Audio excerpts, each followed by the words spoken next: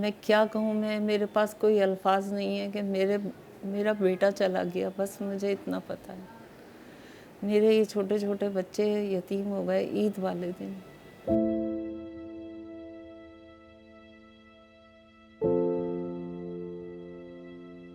तो राब मेरा बेटा है। मेरा नाम सैयद निसार हुसैन ज़ाहिदी है। हाँ जी, शादीशुदा था और उसके 3 बच्चे हैं। उसका जो बच्चा है 6 माह का बच्चा है। उसकी पहली ईद थी और ईद का दूसरे दिन उसके बाप को शहीद कर दिया गया। वो यतीम हो गया। अब आप अंदाज़ा लगाइए कि उनके माँ की हालत क्या है, मेरी हालत क्या है। नहीं, मुज़ाहमत नहीं की है, वो अपनी जान बचाने के लिए भागा है। ये जो ही एटीएम से निकला है और इसके ऊपर उन्होंने अटैक किया है, तो 2 आदमी उसके पीछे थे, उनसे तो बच गया। वो आगे से 2 और आदमी थे, उन्होंने उसको पकड़ लिया। जो फुटेज में भी है कि एक ने उसको धक्का दिया और फ़ौरन इसके सर पे गोली मार दी। बहुत अच्छा सॉफ्ट स्पोकन सोशलाइज पर्सन था, काफ़ी लोगों में मकबूल था और बहुत टैलेंटेड था।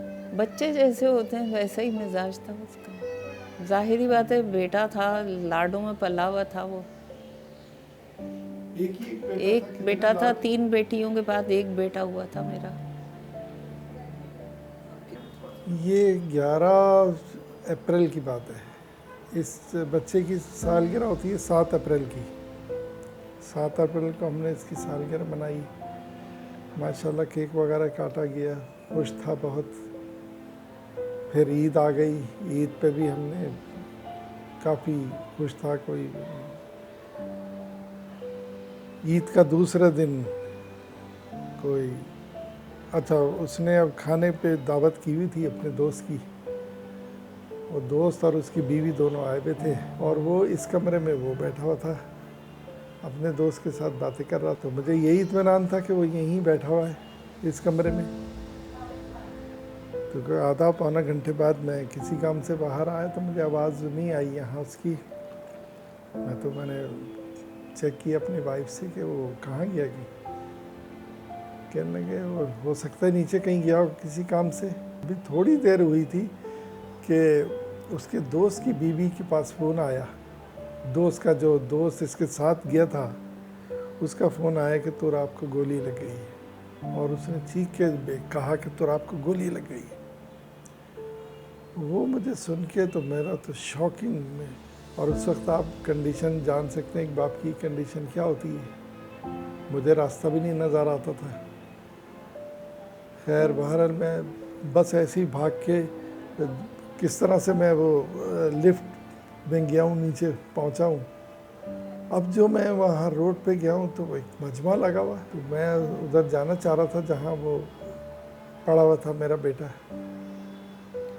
तो उन्होंने मना कर दी कि नहीं, आप देख नहीं सकेंगे अपने बेटे को, तो आप उधर ही रुकिए, हम उसको उठा के उसमें डाल दें गाड़ी में। मैं ये समझ रहा था कि मामूली ज़ख्मी हुआ होगा, तो खून वून बह गया होगा, तो ये लोग इसलिए कह रहे।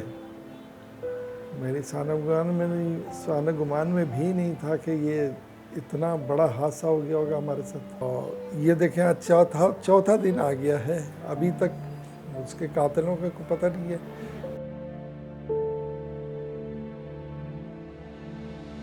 इनके ऊपर कोई असर नहीं पड़ रहा गवर्नमेंट के ऊपर कि उनका कोई आदमी आए हमसे अफसोस करे, हमसे ताज़ियत करे।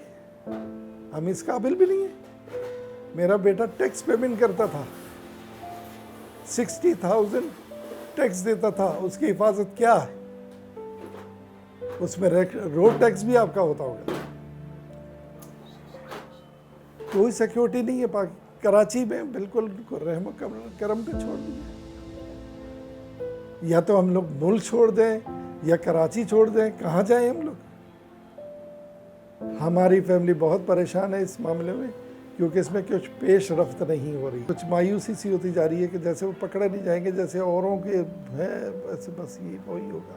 पुलिस कहती तो है कि हम जल्द उन तक पहुंच जाएंगे। कुछ भी हो, मुझे मुजरिम चाहिए। मुजरिम को गिरफ्तार किया जाए और जो है उनको सख्त से सख्त सज़ा दी जाए। मुतालबा मेरा यही है कि मुझे इंसाफ चाहिए चीफ जस्टिस साहब से, मुझे कि वो इंटरवीन करें, वो एक्शन लें इसके ऊपर कि क्यों डिले हो रहा है ये सब कुछ।